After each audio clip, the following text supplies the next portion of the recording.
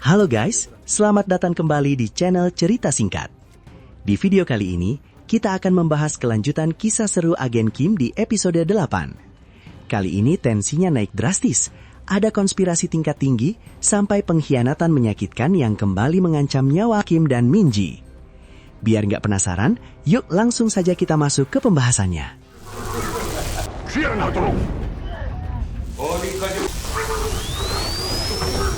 Cerita langsung dimulai dengan adegan interogasi yang sangat intens terhadap Kim atau agen nomor 66. Ia diinterogasi secara brutal mengenai identitas komandan yang menyelamatkan nyawanya, rute rahasia yang digunakan untuk menyusup ke wilayah utara, serta struktur komando unit Chonsan.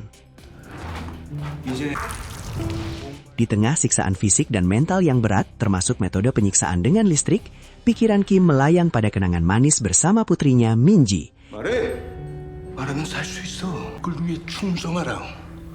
Interrogator terus mendesaknya dengan ancaman keji bahwa putrinya akan mengalami penderitaan yang sama jika ia tetap bungkam. Saat Kim tampaknya mulai kehilangan kesadaran, si penyiksanya mencoba untuk membangunkannya kembali menggunakan sengatan listrik.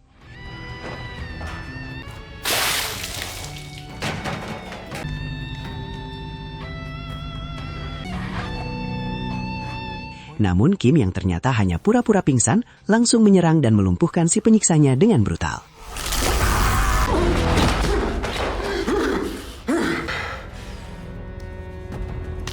Kim berhasil keluar dari ruangan interogasi, tapi dia sangat terkejut ketika melihat Direktur Kang dan Sang Jenderal berada di ruangan itu.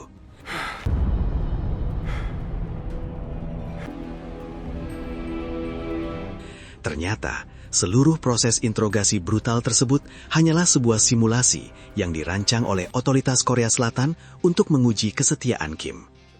Ternyata, selama ini dia tetap berada di Korea Selatan. Sang Jenderal mengakui ketangguhan mentalnya yang tidak tergoyahkan dan menegaskan bahwa ia tidak akan pernah mengkhianati mereka. Mereka kemudian menawarkan sebuah kesepakatan terakhir demi kepentingan negara. Jika Kim berhasil menyelesaikan satu misi pengawaran, ia dan putrinya akan diberikan identitas baru serta kebebasan sepenuhnya. Misinya adalah melindungi seorang pejabat tinggi Korea Utara yang melarikan diri ke Cina dan meminta suaka ke Korsel. Misi ini sangat sensitif karena bertepatan dengan rencana perundingan tingkat tinggi antar Korea yang akan segera berlangsung. Sehingga pihak Korsel harus menyembunyikan keberadaan sang pembelot demi kelancaran diplomasi.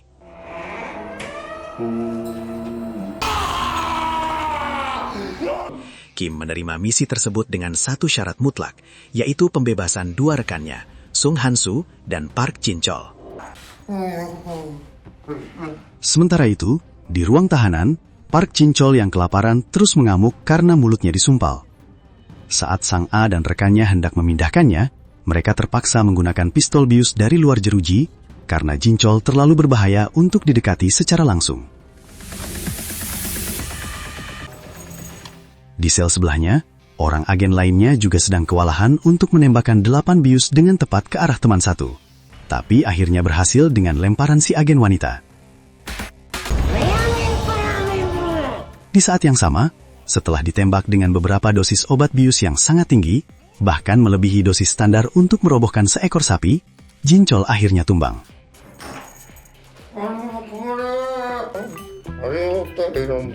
Tak lama kemudian, Jin-chol dan Han-soo dibuang begitu saja di pinggir jalan oleh agen SMD dalam keadaan tangan masih terborgol dan kuncinya dibuang tak jauh dari mereka.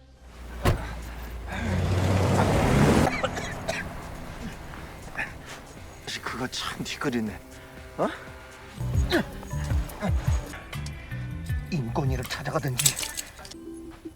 일어나 임마. 깜짝이야. 눈을 뜨고 있어 무섭게.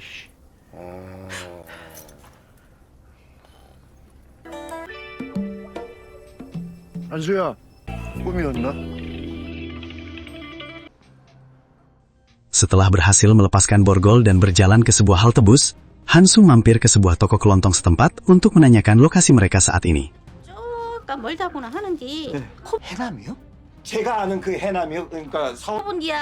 Sang pemilik toko menjawab bahwa mereka berada di Hainam. Mendengar nama Hainam, Hansu dan Jinchol langsung syok berat.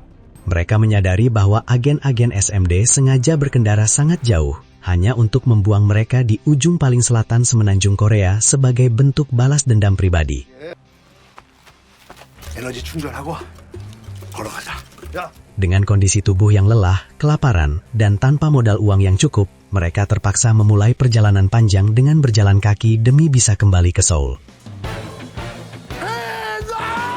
Sementara di Seoul, Direktur Kang nampak tertawa puas setelah berhasil ngerjain mereka. Di tempat lain, suasana kontras terlihat saat Ketua Ju Gang-chan sedang bermain golf bersama seorang pejabat tinggi Korsel. Mereka mendiskusikan persiapan perundingan tingkat tinggi antar Korea, di mana resor mewah milik Ju terpilih sebagai tempat menginap bagi delegasi Korea Utara.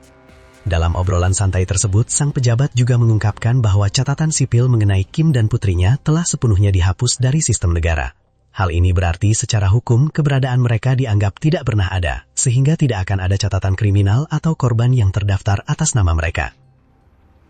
그러니까 이게 사면 모두는 없었던 일이 되는 거 아닌가요? 아, 여기 맥주 나왔어. 죄송. Setelah perjalanan yang sangat melelahkan dari Hainam, Jinchol akhirnya berhasil sampai ke rumahnya di Seoul dengan selamat.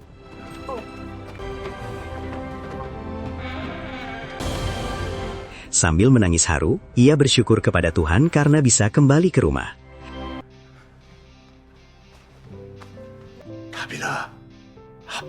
Namun, kepulangannya justru disambut dengan reaksi kocak dan dingin dari keluarganya. Putrinya, Dabin, merasa malu melihat kaos yang bergambar foto dirinya dan bertuliskan I love you yang dikenakan Jinchol dan mengancam akan kabur dari rumah jika kaos itu tidak dibuang. Sementara itu, istrinya yang baru pulang merasa jijik dengan penampilan suaminya yang sangat kotor dan bau, lalu menyuruhnya segera mandi sebelum ia bersedia menyiapkan makanan hangat.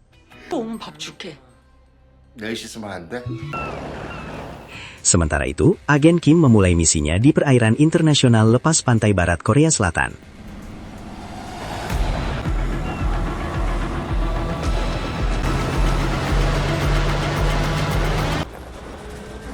Ia bersiap di dalam sebuah mobil untuk menjemput sang pencari suaka yang tiba dengan kapal.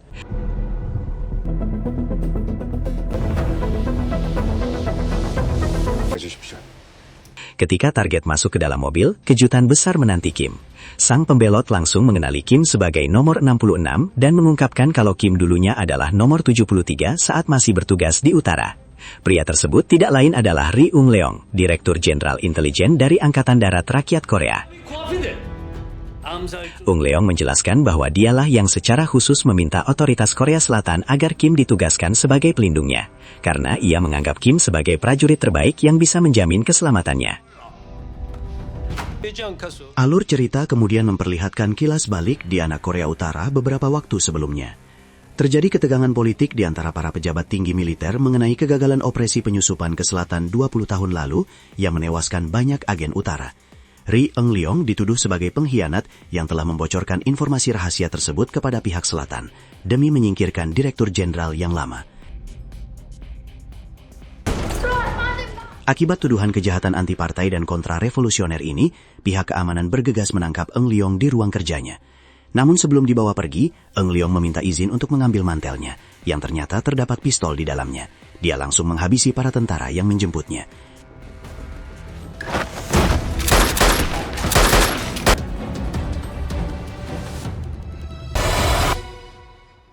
Ung-leong kemudian melarikan diri ke selatan dengan membawa informasi penting tentang data rudal balistik milik rezim Korea Utara yang tersimpan di ingatannya.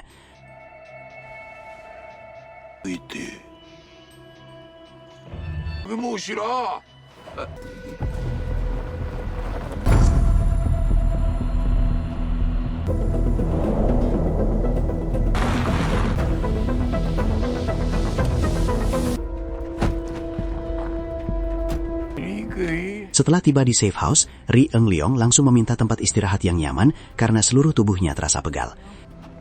민지는 들어가셔.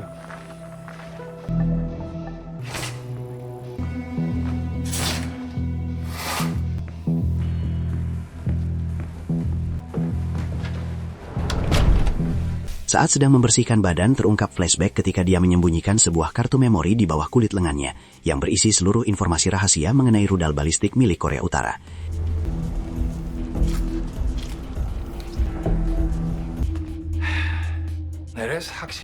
Ia kemudian memperingatkan agen Kim agar tidak mengganggunya dalam keadaan apapun. Di tempat itu, Kim terus dibayangi masa lalu, teringat bagaimana Eung Leong bisa naik takhta menjadi Direktur Jenderal Intelijen setelah rekan-rekan Kim tewas dalam misi terdahulu. Namun demi kebebasan putrinya, Min Ji, Kim harus tetap fokus pada misi ini. 새로운 신분으로.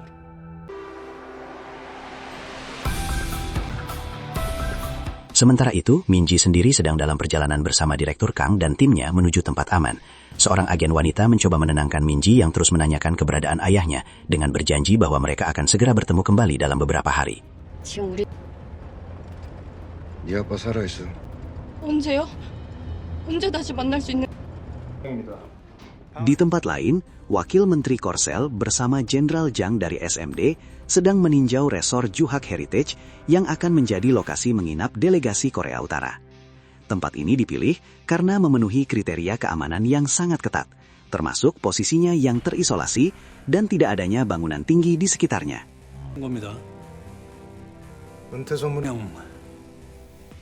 Namun, situasi menjadi keruh ketika wakil menteri yang menyimpan dendam pribadi kepada Kim bertemu dengan ketua Ju Gang-chan. Merasa jabatannya terancam dan bersiap untuk pensiun, sang wakil menteri membocorkan informasi rahasia mengenai keberadaan pembelot tingkat tinggi Korsel dan agen Kim yang mengawalnya. Informasi sensitif ini sengaja ia bagikan demi mendapatkan hadiah pensiun yang menguntungkan dari ketua Ju. 그냥 이 맥주라는 거는 야, 몇이냐? Sementara itu, di sebuah kedai bir, Jinchol dan Hansu sedang asyik mengobrol. Hansu mengeluh karena tempat latihan taekwondo miliknya kini sepi, setelah para orang tua murid tahu dia sempat terlibat keributan dengan agen SMD. Jinchol pun tak kalah merana. Ia mengeluh karena seluruh koleksi senjata api kesayangannya disita oleh unit militer. 내가 그것들 모으냐? 국가라고 해서? 대한민국에서 총을 갖고 있는. Di tengah obrolan mereka, Hansu menerima telepon dari kantor polisi setempat yang mengabarkan bahwa putranya, Taihun, baru saja terlibat perkelahian massal dengan belasan siswa dari sekolah lain. Bukannya babak belur, Taihun justru berhasil mengalahkan semua lawannya sendirian. 많이 때려. 아들 가진 부모는 저런 게 힘든 거구나. Hansu pun segera bergegas ke kantor polisi untuk menjemput anaknya dan membawanya ke sasana latihan demi memberikan pelajaran tentang kedisiplinan.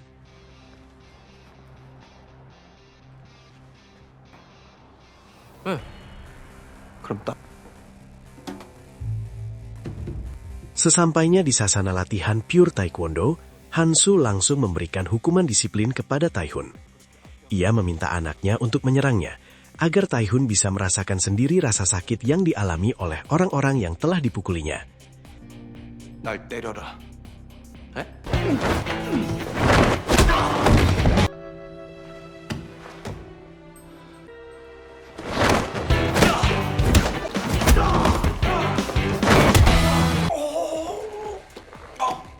Sesi latihan disiplin ini pun berubah menjadi aksi kejar-kejaran yang cukup menggelikan di dalam dojo saat si anak berani menyerang balik ayahnya.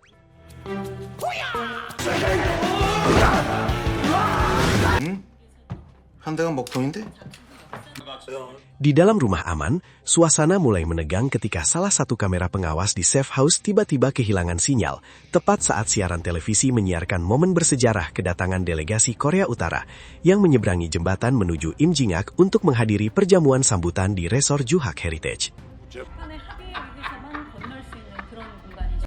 Ri Eung-reong sempat mengejek Kim sebagai seorang pengkhianat yang memohon kehidupan dari pihak selatan, berbeda dengan dirinya yang membelot atas kemauan sendiri.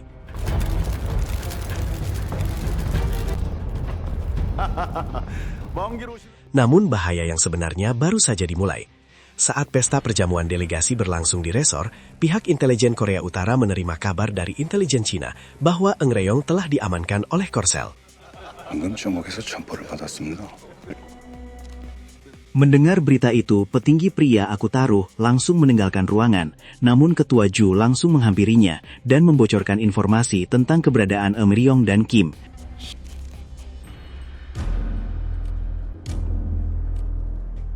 동무가 쭉 Dengan menyogok beberapa keping emas batangan, Ketua Ju meminta agar Kim dibawa ke hadapannya untuk dia habisi sendiri. Agen operasional Korea Utara langsung merencanakan penyergapan demi menghabisi Kim dan Eng Ryong.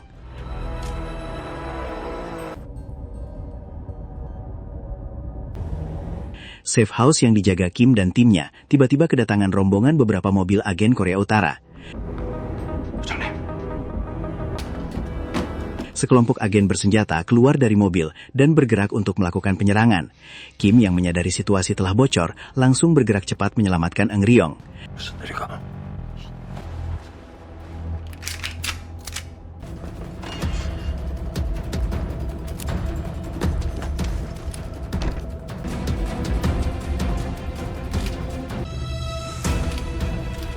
Saat para penyerang berhasil masuk, Kim dan timnya ternyata sudah menyusup keluar.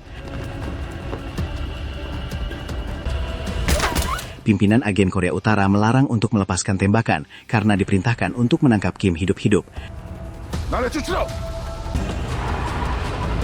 Pengejaran menggunakan mobil pun terjadi. Dalam kekacauan tersebut, Sang A berinisiatif menyamar mengenakan pakaian Eng Ryong dan kabur menggunakan mobil untuk memecah konsentrasi para penyerang. Sementara Kim dan Eng Ryong yang asli ternyata bersembunyi di dalam rumah dan bisa meloloskan diri dengan mobil lainnya.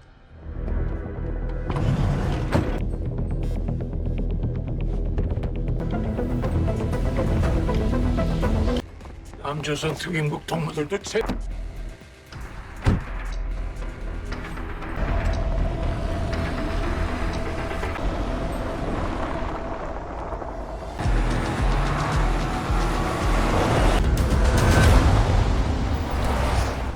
Setelah berhasil meloloskan diri dari kejaran para penyerangnya dan memasuki kawasan warga sipil yang ramai, Sang A segera menghubungi Kim. Kim memperingatkan Sang A agar tidak melaporkan posisi mereka kepada SMD maupun Jenderal Jang, karena Kim mencurigai adanya sosok pengkhianat atau mata-mata di dalam tubuh SMD sendiri yang telah membocorkan lokasi aman mereka sebelumnya. Di saat pejabat tinggi Korea Utara mendapat laporan dari anak buahnya, Ketua Ju dengan licik kemudian diam-diam menghubungi Direktur Kang untuk melacak keberadaan Kim.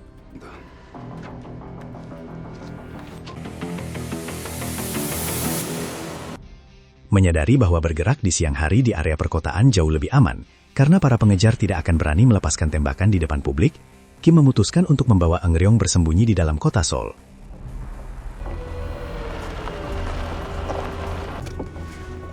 Rencananya, mereka baru akan berpindah ke pinggiran kota setelah hari mulai gelap. Kim kemudian membawa Eng Ryong ke sebuah tempat persembunyian milik Jinchol. Di sana, mereka bertemu dengan Jinchol dan Hansu yang langsung menyambut Kim dengan agak dingin. Pertemuan tersebut juga diwarnai ketegangan karena Eng Ryong menyusul masuk, lalu secara sarkastik menyebut Jinchol dan Hansu sebagai mantan musuh rezim utara yang kini justru membuatnya merasa aman di selatan. Hansu menjelaskan kepada Kim bahwa Jenderal Jang sempat menelepon untuk meminta bantuan mereka, namun Hansu menolaknya karena enggan terlibat lebih jauh. Di saat mereka sedang bersiap-siap dan bahkan berencana memesan makanan pesan antar, situasi mendadak berubah mencekam ketika sekelompok agen SMD bersenjata lengkap yang dipimpin oleh Direktur Kang tiba dan masuk ke dalam ruangan dengan menodongkan senjata. Sang pengkhianat, Direktur Kang, dengan dingin menyatakan bahwa sejak awal ia memang tidak menyukai misi ini maupun keberadaan Kim. Ia berniat menyerahkan Kim beserta Ri Eng Ryong secara langsung kepada pihak utara. Untuk mematahkan perlawanan Kim, ia menunjukkan sebuah rekaman video langsung yang memperlihatkan bahwa Minji telah disandara kembali di ruang tahanan markas SMD. Tidak memiliki pilihan lain demi keselamatan putrinya, Kim terpaksa menyerah. Nah, itulah akhir dari perjalanan penuh ketegangan agen Kim di episode kali ini. Pengkhianatan dari orang dalam memang selalu menjadi plot twist yang paling menyakitkan ya. Tulis pendapat kalian di kolom komentar di bawah. Jangan lupa untuk klik like, share video ini ke teman-teman kalian, dan sampai jumpa di pembahasan seru selanjutnya.